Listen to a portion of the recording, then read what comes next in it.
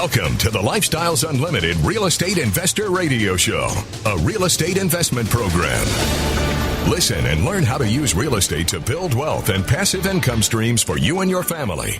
We bring you experts every day to discuss and answer your questions on everything from single-family homes all the way up to 600-plus unit apartment complexes. And now, the Lifestyles Unlimited Real Estate Investor Radio Show.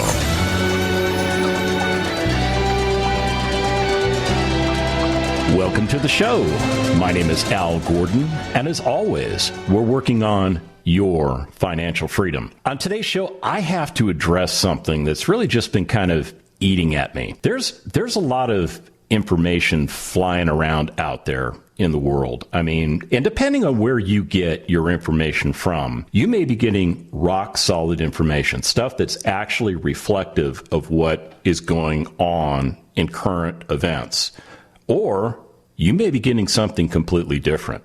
You might be getting something that has been manipulated or massaged or, spun in a certain way because the people sending you that information want to give you a different perspective on what it is you're looking at. And I'll tell you what, our founder and CEO, Del Walmsley, he did a show on his radio show last week where he kind of touched a nerve with people. And he was addressing questions that people have been sending him with regards to, investing in real estate. I mean, and they were coming at him from all different directions. And Del's purpose really was to squash the misinformation. He wanted to set the record straight. And that's exactly what I want to do on today's show. I've asked Lynn Murrow. She's our executive vice president at Lifestyles Unlimited. I mean, she is somebody that is literally in the trenches, working with our members day in and day out, providing all of the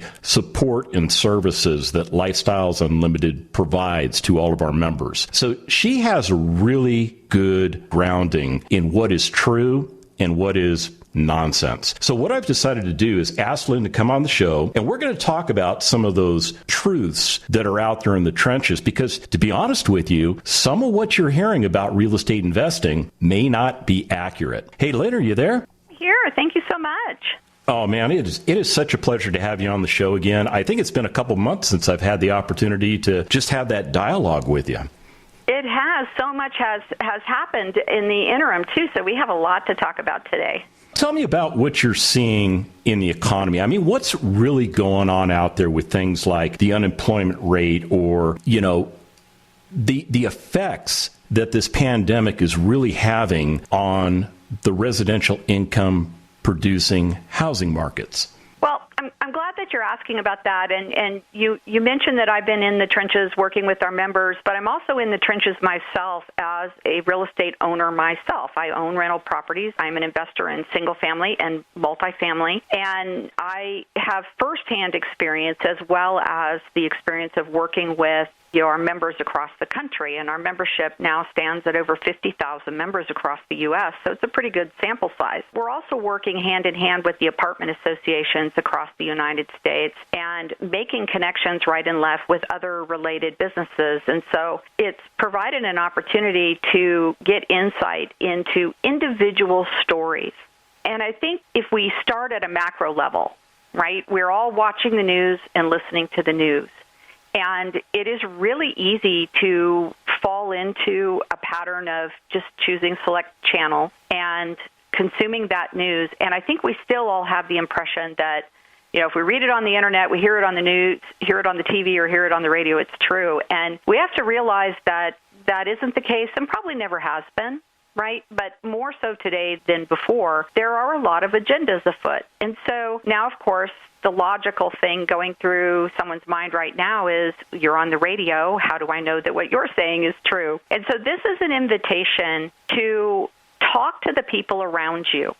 Interact with people. If you are not getting out because you're under a COVID lockdown, then actually reach out to people, make some phone calls, connect with people, and find out what they're actually experiencing. One of the things that we heard just yesterday in the news, and we'll go back to real estate, but this applies to a lot of the things being talked about right now. I mean, we could really just talk for a week nonstop about this, but since we're talking about real estate, we'll talk about the things that were mentioned in the context of Biden's announcements yesterday for a new rescue plan in order to assist people.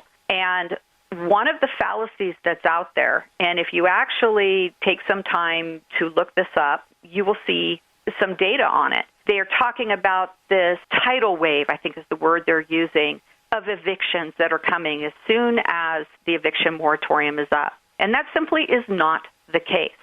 There is not a tidal wave of evictions coming. And many of the evictions that are slated right now to be heard when eviction moratoriums are over are evictions that had actually been granted before the COVID-19 hit and began to affect our economy.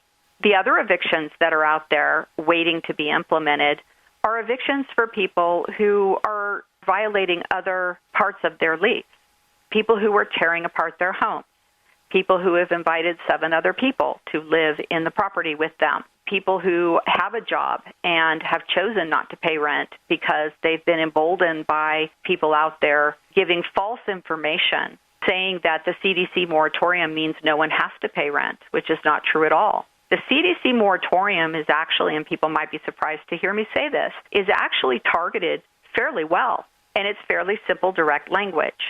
You have to have been impacted directly by this pandemic and experience one of a limited number of things, a job loss, a drastic cut in your income, or some other hardship. I interpret it exactly the same way. I mean, it's not a free pass for people. And my experience with my residents has been actually pretty darn good. We come back from the break, we're going to get back into this conversation, so stick around.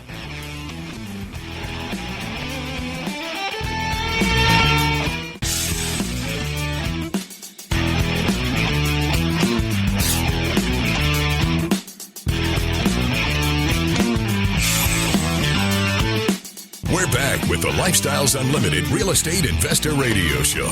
We're here to answer your questions and help you become financially free.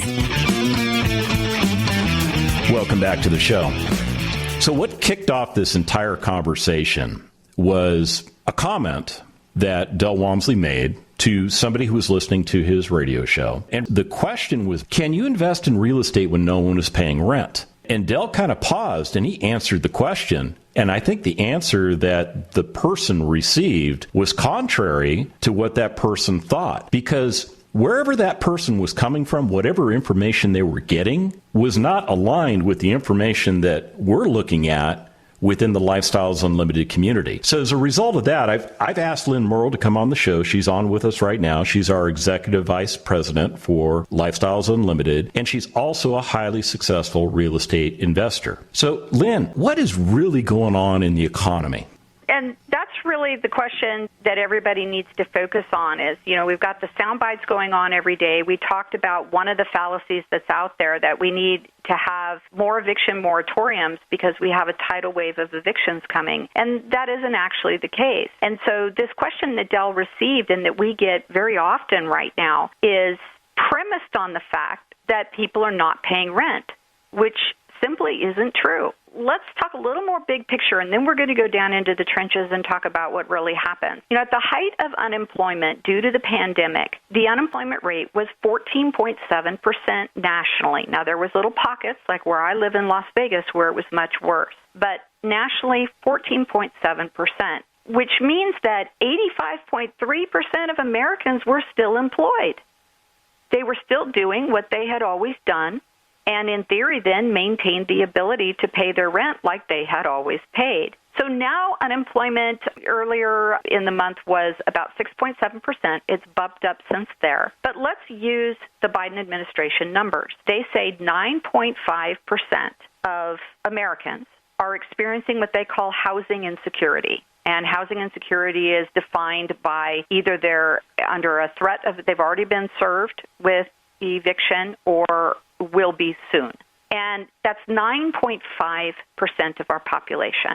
So that means that over 90% of Americans are able to pay their rent and have secure housing. That's really good news. really good news. It also means that this is not a tidal wave, folks. This is something we can absolutely solve. And this 9.5%, a lot of these people, through no fault of their own, find themselves in this position. So if we can solve these problems, if we can find a vaccine, if we can get effective help to them, they will be able to recover because it's not systemic, I guess is what I'm saying. So obviously, some areas were hit harder than others, but even in those cities, the states hardest hit like mine here in Las Vegas, the majority of Americans have remained employed. And stable housing is important to people. And moving is time-consuming, it's stressful, and it's expensive for all of us. Everyone can relate to that. So the pandemic increased the need for stable housing and the security that it brings. And as a result, most renters paid their rent across the nation. Owners saw record low turnover rates among residents, and the vast majority of people paid their rent. That's what you said as we went out to commercial break, is that your personal experience was that your residents paid their rent. Mine did as well. I haven't had a single delinquency. I know that some of my residents have lost their jobs. I have worked very hard with them, and we'll talk about that in a little bit, about what are owners actually doing. But the eviction moratorium from the CDC requires residents to attest to several statements, and it allows only those who are truly impacted by COVID-19 job losses or an income reduction to avoid eviction. And so residents in violating other terms of their lease can still be evicted. That was going on long before the pandemic. The eviction rate was never zero. There have always been people who choose, for whatever reason, to do things that break their agreement and the trust with the owner of the property and refuse to move on, try and take advantage of that situation, and find themselves in eviction court. That's the nature of our business. And so the idea that there was zero before the pandemic isn't true. The idea that it's a tidal wave is not the case. And the concept that people in general are not paying rent is also not the case.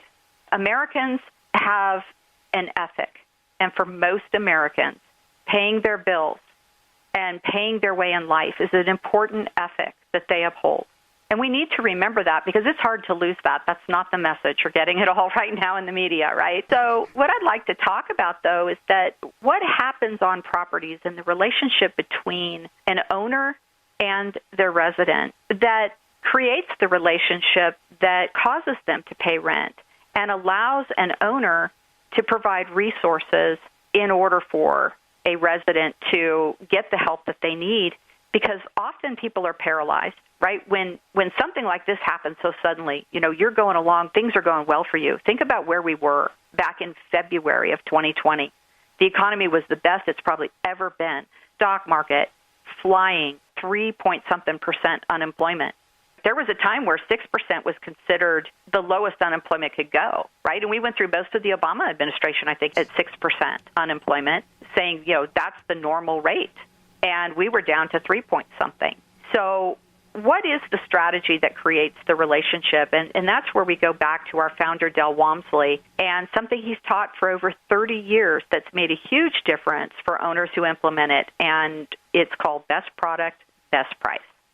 Before I became a member of Lifestyles Unlimited, I was following somebody else's map, and I didn't have a clear understanding of what best product for the best price, which creates the best people for your residents, meant. And I made a lot of mistakes. And when I came to Lifestyles Unlimited and I listened to the information that was being presented to me, I was kind of taken back, because all of a sudden there was this methodology that was laid out in front of me that made perfect and total sense. And all I had to do was follow the map, fix the stuff that I had already owned. And then as I bought new properties, it was the difference between day and night. That concept of best product, best price is the real deal. And so when we talk about what does that really mean, it's counterintuitive to everything you hear about the owners of rental property. The slumlord is what people think of when they think of owners. They think of these wealthy people who don't care about the people who live in their property, who don't take care of the property, let people live in horrible conditions, and then fight them every step of the way when they try and get something repaired or fixed. And it simply is not the way, because it isn't profitable. And that's what Del really proved,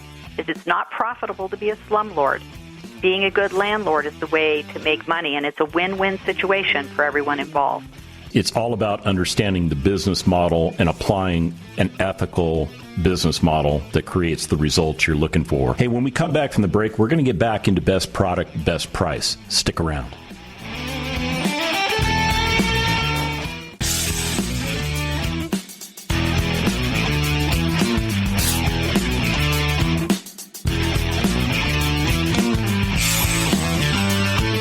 Welcome back to the Lifestyles Unlimited Real Estate Investor Radio Show. Now, let's get back to your map to financial freedom. Welcome back to the show. If you're just joining us, you've actually missed a lot of great content. See, what's happening on today's show is that I've asked Lynn Murrow, she's the Executive Vice President for Lifestyles Unlimited, and she's also a very successful real estate investor. She's mentored people. She's had her hands in all aspects of the real estate investing business, and she has a lot of experience. And hopefully I didn't just call you old, Lynn, so you can always text me and go, that wasn't nice. But what we're talking about today is the concept that maybe the information that you're hearing out there in the world isn't quite accurate. And what spurred this whole thing on was that Del Walmsley, our founder and CEO, fielded a question from a listener to his radio show, which talked about, can you invest in real estate when no one is paying rent? And I think that person came in with a preconceived notion of what right looked like. Well, Del, in only the way Del can do it, pretty much just dismantled that person's argument and explained to that person the reality of what's going on in the real estate world when it comes to investing in residential income producing real estate. So what Lynn and I are talking about are, what are those truths that are out there? And we've talked about the economic impacts. Lynn kind of gave us a crash course in macroeconomics, and my brain's still hurting a little bit. But we got into a discussion on the how. How is it that we as Lifestyles Unlimited members are creating a product that people want and they're willing to pay fair market rents for that product and they're willing to pay on time? So Lynn, talk to me more about the concept of best product, best price for the best people. This is the key business strategy that Del Walmsley's been teaching our members for 30 years. And it was the big aha moment for me when I joined Lifestyles Unlimited about 14 years ago. And it is the key of how is it that within the Lifestyles Unlimited community, but really a lot of other operators out there as well, are continuing to get rent and even have rent paid by people who have been impacted, that 10% right now that are still impacted by the pandemic. How are they continuing to pay rent, and why would they in this environment? Look at what you see in the media. Why would anybody pay rent? I'm going to tell you why. Because best product, best price. How do we implement that? Owners who have purchased a property and fix everything that was not in operating order or is likely to fail in the next 5 years, they've rehabbed that property to be the best in their submarket, and they've priced the rent at the going market rate, can have a more selective screening criteria for residents, since the property will be, by definition, the next one sold, right? The next one rented in that neighborhood. Because if you have the best property and it's at the same price as everybody else's, why wouldn't everybody looking to rent in that market choose yours above all the others? And so that allows you then to have a criteria for your resident that is pretty tight, right? You want somebody who's going to take care of this home. And this results also in a responsible resident and establishes a positive, mutually beneficial relationship between the resident and the owner. And that relationship has been the key to success for both the resident and the owner during the current pandemic. And so what do I mean by that? We're talking about owners, and it's easy to go, this is just your perspective. But let me share with you how the residents have benefited from this relationship with members of Lifestyles Unlimited who are implementing this strategy.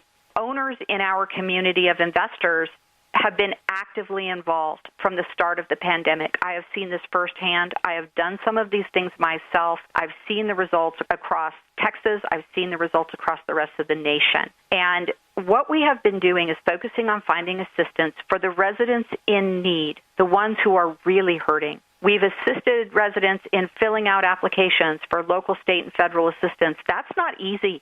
That is not easy. I'll tell you what, I'm fairly well educated, and I cannot believe how difficult some of these applications are for people. So we've been helping them, and we've been helping them to get that assistance to pay rent, but also to pay their utilities along with other bills that they have. We've informed them of their rights under the CARES Act and now under the new stimulus package under the CDC moratorium, how to suspend student loan payments, how to ask for forbearance on car payments and credit card debt, how to apply for benefits from current or previous employers for paid time off due to them because of COVID-19 or child care challenges. There's a lot of people who just didn't show up for their job again or didn't inquire of their employer. They just quit when their children couldn't go to school and there was no one to take care of them and they couldn't afford child care, or child care was closed there for a while. And they didn't realize that the employer had resources to continue to pay them during that period of time. And so we helped them to understand that. How to apply for forgivable loans for residents who own small businesses.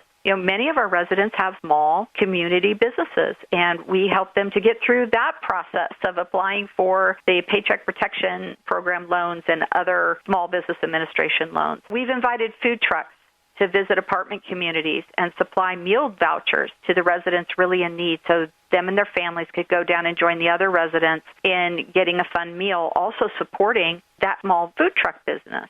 So these are the types of things that occur every single day that you do not see on the news. You hear about the slumlord locking people out. You see news stories on the living conditions in apartment communities. But that isn't what the majority of America is all about. And this working relationship that results from this simple business philosophy of best product, best price, results in a working relationship that when times are tough, people, owners are people, landlords are people, and residents are people, tenants are people working together to meet the needs of the community. And that's what's occurred.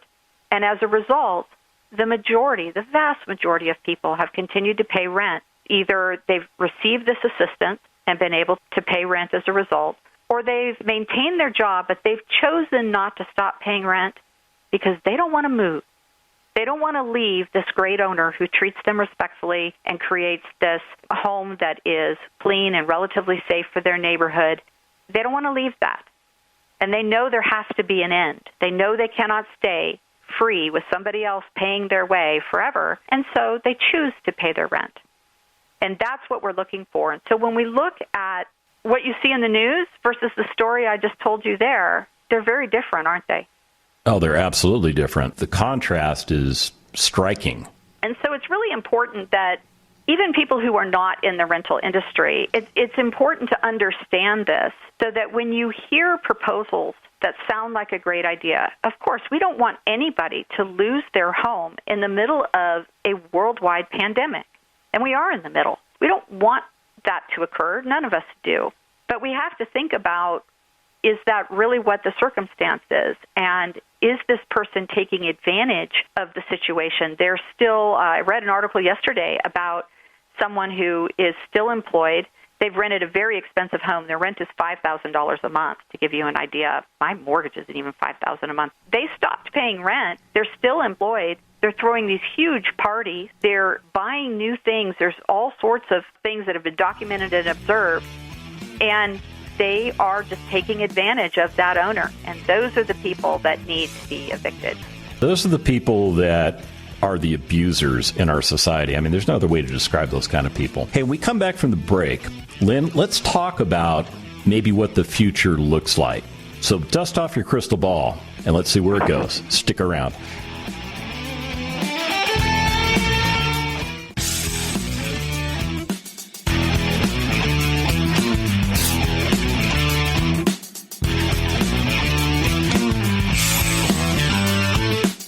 Warning.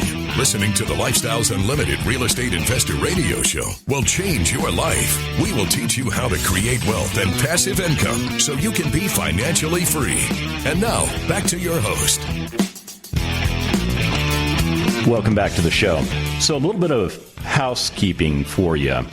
If you're just joining us or you missed a portion of the show, you've really missed a lot of information. So what I'm going to ask you to do is go to lifestylesunlimited.com. Again, that's lifestylesunlimited.com. And when you get there, you're going to see a tab that says radio. Click on that, and what you get access to are all of our radio shows that are produced. They become podcasts. So give us a day to process everything, but you'll be able to find this particular episode and listen to it in its entirety at lifestylesunlimited.com. So, Lynn, we've been talking about the concept of best product, best price, and we've also been talking about the concept that we as Lifestyles Unlimited members build a relationship with our residents. We don't just see them as somebody that pays rent at the first of the month and out of sight, out of mind. We actually care about those people because we're in a business relationship with those people that's codified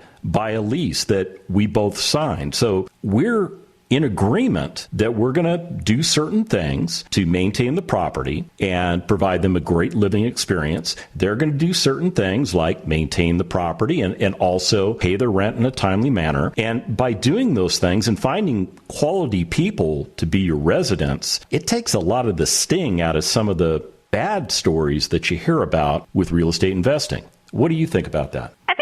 I think there's another component to that. It's not just a contractual relationship. Again, I think there's a misperception of who landlords are, and people may have noticed that I'm using the term owner and resident rather than landlord and tenant, and that's intentional. Landlord has a really bad connotation, and landlords are not always owners.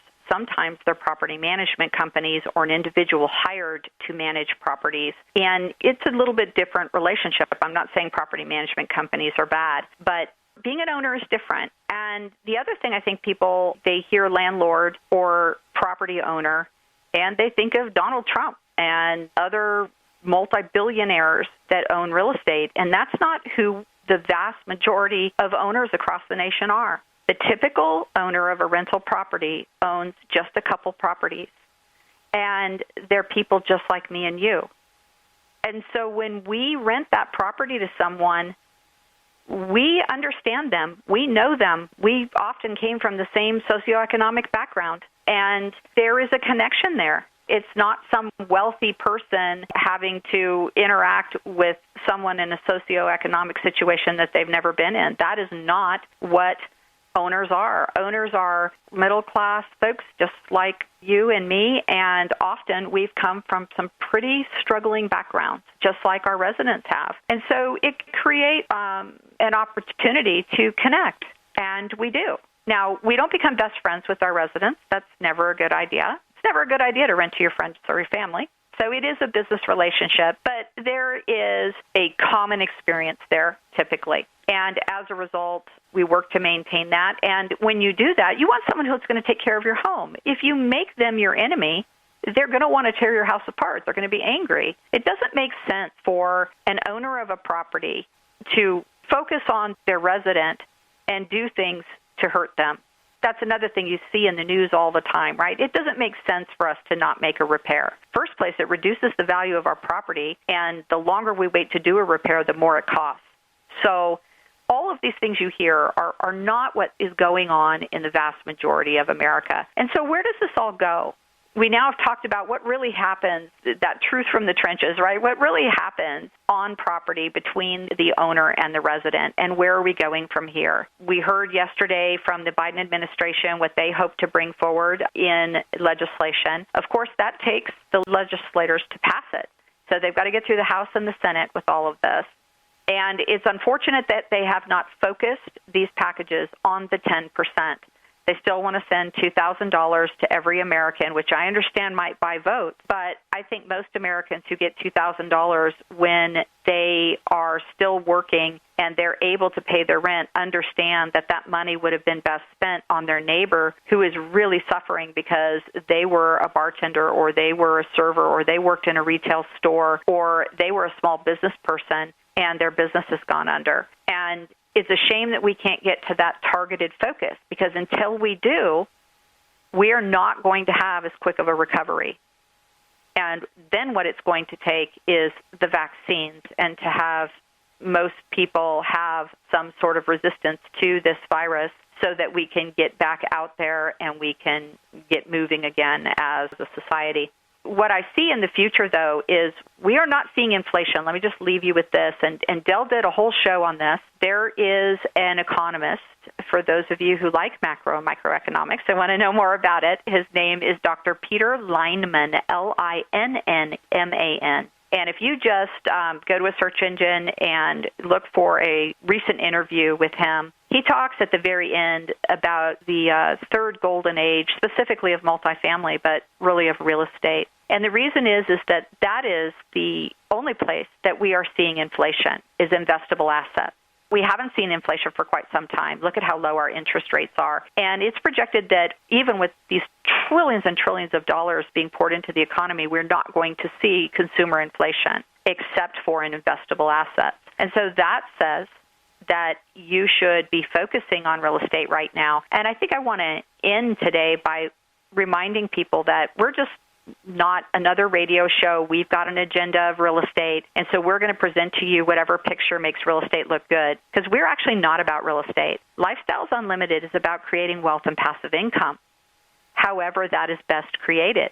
And if suddenly things change and it's not real estate, you will see the most amazing pivot to whatever it is that is then the best way to create wealth and passive income. And you'll be amazed at how quick we learn it and implement it, figure it out, and start teaching it and talking about it. But we look at what's happening now, and we see no indication that for the foreseeable future, and even the unforeseeable future, no indication whatsoever that real estate is suddenly not going to be the best vehicle for creating wealth and passive income for your family. And so that would say that now is the time to get in. And we very rarely talk about this because we talk about cash flow. But now we're talking a little bit about capital gain and what the future brings in that property.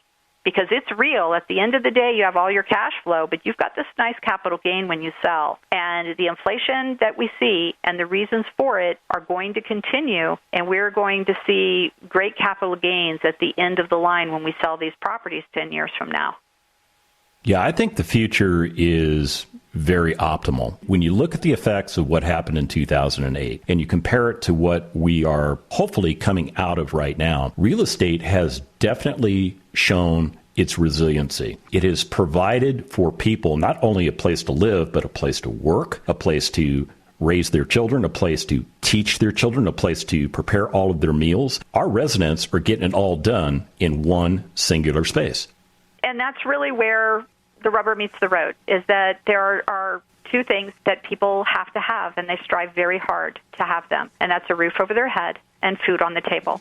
And if you are investing in something related to either of those two things, you are going to have a winning strategy. And in addition to that, you're providing something of value to the people around you, and creating a win-win situation while creating wealth and passive income for yourself is the best life you can get. Absolutely agree. We're at the end of the show, Lynn. I want to thank you so much for being a part of it, and y'all have a great day. The Lifestyles Unlimited Real Estate Investor Radio Show is for entertainment purposes only. Please consult a professional regarding your personal investment needs. Nothing presented on the Lifestyles Unlimited Real Estate Investor Radio Show constitutes an endorsement, recommendation, offer, or solicitation to buy or sell any product or security.